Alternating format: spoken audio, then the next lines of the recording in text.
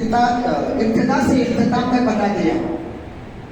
اللہ تعالیٰ فرماتا ہے سبحان الذی اسری بعبدہ لیلا من المسجد الحرام الی المسجد الاقصی. یہ ایک مرحلہ. لنریہ من آیاتنا یہ دوسرا مرحلہ.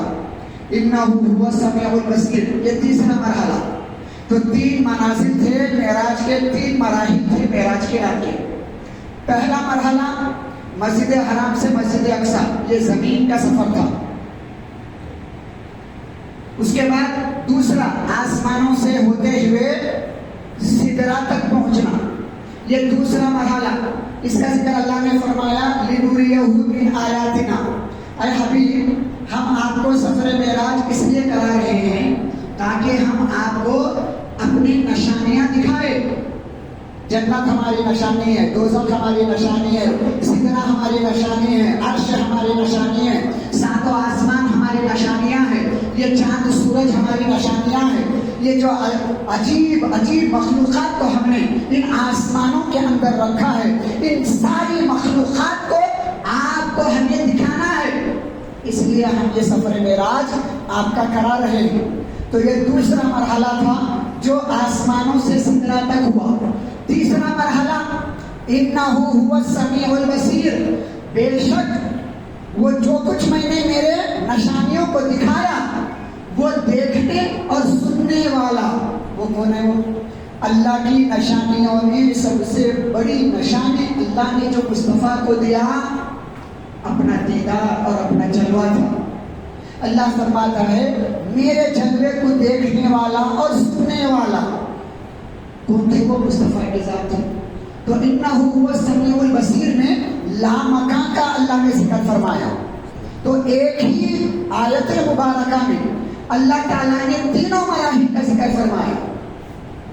اب میں صرف آپ کے سامنے زمین سے آسمان پھر لامکان کے بعد 70,000 پردے تھے. ایک پردے سے دوسرے پردے کا فاصلہ 500 سال کا تھا. اتنا اگر آپ کاؤنٹ کر کے آپ کی خدمت میں رکھ دو تو 80 کو 5,000 سال ہوتے. 85,000 ایئرز. 80 کو 5,000 سال. اندازہ کرو کتنا بڑا سفر ہے.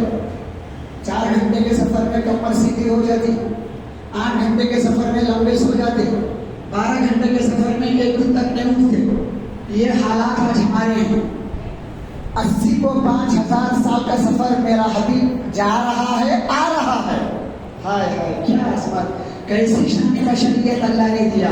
لوگ بولتے نا ہمارے جیسے ہے, 12 گھنٹے سفر کر کے لمبا سونے والا ہمارے جیسا کا دعویٰ کر رہا. 80 کو 5,000 سال کا سفر ہے. مختصر بتا رہا ہوں میں. اور ابھی 7 آسمانوں کا سفر, سدرہ کا سفر کاؤنٹ نہیں کیا. صرف 70,000 پردے جو لامکان کے ہیں ان کا ذکر کیا. ان 70,000 پردوں کے بعد مصطفیٰ نے اور کتنا سفر کیا اس کا ذکر احادیث میں نہیں ملتا ہے. صرف 70,000 پردوں کا ذکر کرنے پر 85,000 سال کا سفر ہوتا ہے. قربان جائیے, شان تو یہ ہے اگر کوئی 85,000 سال کا سفر کر لے تو وقت بھی اتنا ہوتا ہے. لیکن میرے مصطفیٰ کی شان دیکھیے, ہزاروں سال کا سفر میرا حبیب کر رہا ہے لیکن وقت کتنا ہے؟ مختصر وقت میں کر رہا ہے.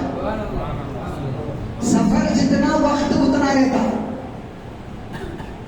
پکی بات ہے, کوئی مانو مت مانو, سفر جتنا ٹائم اتنا.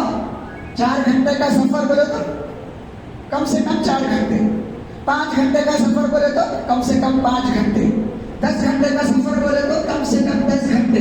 85,000 سال کا سفر کا مطلب 85,000 سال 85,000 گھنٹے. جب یہ حدیث پاک میں آتا ہے حضور جاتے وقت جو غسل فرمائے وہ پانی ٹپک رہا تھا, میرا حبیب واپس آ گیا تھا. عقل سے ذرا سوچو, عقل جب ختم ہوتی ہے وہاں سے میرے حبیب کی شان شروع ہوتی ہے. عقل کا نام شریعت نہیں ہے. اصل معلوم ہونا چاہیے عقل سے شریعت پر ایمان نہیں لایا. کیوں یہ حضرت مولا کائنات شیر خدا حیدر کرار مولا کائنات علی المرتضیٰ نے فرمایا. کیا فرمایا؟ حضرت مولا کائنات نے فرمایا اگر میں عقل سے شریعت کو سمجھتا تو حکم یہ دیتا کہ خفین پیروں میں پہنتے نا، سردیوں کے موسم میں عربستان میں پہنتے، خفین پر مسح پیر کے اوپر نہیں پیر کے نیچے کرنے کا حکم دیتا تھا. کیوں؟ کیونکہ خفین پہن کے جب چلیں گے تو گندگی نیچے تلوے کو لگتی، تو مسح تلوے کو کرنا گندگی دور ہونا بول کے. لیکن مولا علی فرماتے ہیں میں شریعت کو عقل سے نہیں سمجھا، شریعت کو میں نے مصطفیٰ کے فرمان سے سمجھا.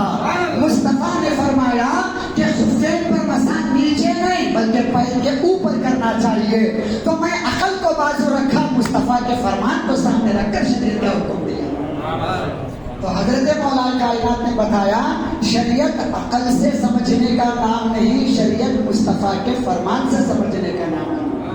حضور نے کہہ دیا کہ میں پل میں جا کر آیا تو بولا یا رسول اللہ میرا اس پر ایمان ہے.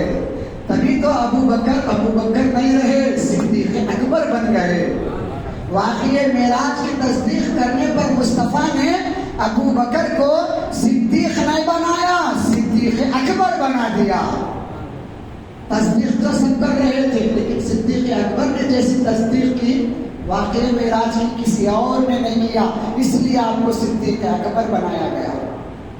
تو مولانا صاحب حضرات حضرت سیدنا صدیق اکبر رضی اللہ تعالیٰ عنہ کی خدمت میں جب کفار